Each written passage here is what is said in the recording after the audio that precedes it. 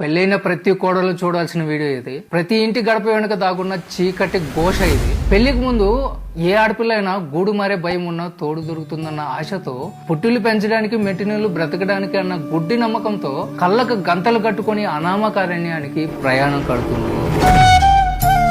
ఆ తర్వాత పశువుల సంతలో బేరం కుదిరినట్లు ఒక సంబంధం వస్తుంది, పెళ్లి కూడా అయిపోతుంది. కన్నీళ్లతో కన్నవాళ్ళని వీడి పక్కనున్న వాడే సర్వస్వం అనుకుంటుంది. రేపటి నరకానికి ముస్తాబు చేసిన బలి పశువు అని తను గ్రహించలేకపోతుంది. కొత్త ఇల్లు, కొత్త కాపురం, కొత్త మనుషుల నడుమున మోజు తీరేదాకా సాగే కామపు కౌగిలి. పగలు రాత్రి తేడా లేకుండా కామంతో కబలిస్తూ అత్తుకుపోతాడు. బానిసకి వేసే బంగారు సంఖ్యలవి, పంజరంలో పక్షికి పెట్టే పసందైన విందవి. కానీ నా జన్మ ధన్యమైపోయింది, ఇదే కదా జీవితం అని గాల్లో తేలిపోతున్నా పిచ్చిది. ఏ తప్పు చేయకుండా బ్రతికుండగానే పాడే ఎక్కే కర్మ ఒక ఆడదానికే రాసింది. ప్రతిరోజు మెంటల్ టార్చర్. పిల్లలు పుట్టిన తర్వాత కొత్త మోజు తీరిపోతుంది.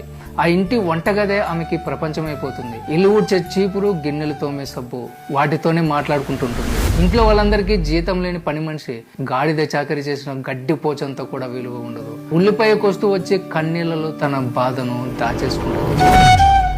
నమ్మిన మూగుడు తాగొచ్చు కొడతాడు, పరాయి పడకలు ఎక్కుతాడు. నిలదీస్తే నువ్వేం బీగుతావని నోరు నొక్కేస్తాడు. ఇంట్లో వాళ్ళు కూడా వాడికి వత్తాసు, తప్పు వాడిది, కానీ నరకం మాత్రం ఏమిది. దెబ్బలు ఒంటి మీద పడితే మానిపోతాయి, కానీ అక్కడ పడేది క్యారెక్టర్ మీద. ఇదంతా భరించలేక కన్న వాళ్ళకు చెప్పుకుందామని పుట్టింటికి వెళ్తే అక్కడ కూడా వెన్నుపోటు. సంసారం అన్నాక ఇవన్నీ మామూలే కదమ్మా, సర్దుకో అంటారు. ఏం సర్దుకోవాలి? నాశనమైన జీవితాన్ని ఏం చేయాలో దిక్కుదోచదు. వదిలేసి వద్దామంటే పిల్లల భవిష్యత్తు, పరువు అనే బోటకపు మాటలు అడ్డుగోడలై నిలుస్తాయి. చావలేక, బ్రతకలేక ముందు నొయ్యి వెనక గొయ్యిలా తయారైపోతుంది. అసలు నేనేమన్నా తప్పు చేస్తున్నానా అన్న భయంకరమైన అనుమానంలోకి వెళ్ళిపోతుంది. ఇవన్నీ భరించేలోపే ఆమె సగం జీవితం సంకనాగిపోతుంది. పిల్లల చదువులు, వాళ్ళ పెళ్లిళ్ళు, ఈ గోళలు అసలు తను ఎవరో మర్చిపోతుంది. అసలు తను చేసిన తప్పేంటి? మోసం చేసిందా? ఎవరైనా చంపిందా? తన జీవితం మొత్తంలో భారీగా మొగుడు దగ్గర కోరుకునేది ఒకటే, తనతో కాస్త సమయం గడపాలి, కాసేపు ప్రేమగా ఆమెను పలకరించాలి, అంతే. అంతకు మించి ఇంకేమీ కోరుకోదు. ఆ గుక్కెడు ప్రేమ దొరికితే చాలు, జీవితాంతం నీ ఇంటికి పడిగాపులు కాస్తూ నవ్వుతూ బ్రతికేస్తుంది. కానీ తన జీవితం మొత్తం వెతికినా కూడా ఆ ప్రేమ దొరకదు, ఆ టైం రాదు. ఏ ఆశతో అయితే ఆ ముగ్గురిని పెళ్లి చేసుకుందో అవి ఎప్పటికీ నెరవేరవు అని తెలిసినా కూడా ఏమీ చేయలేని స్థితికి ఆమె చేరుకుంటుంది.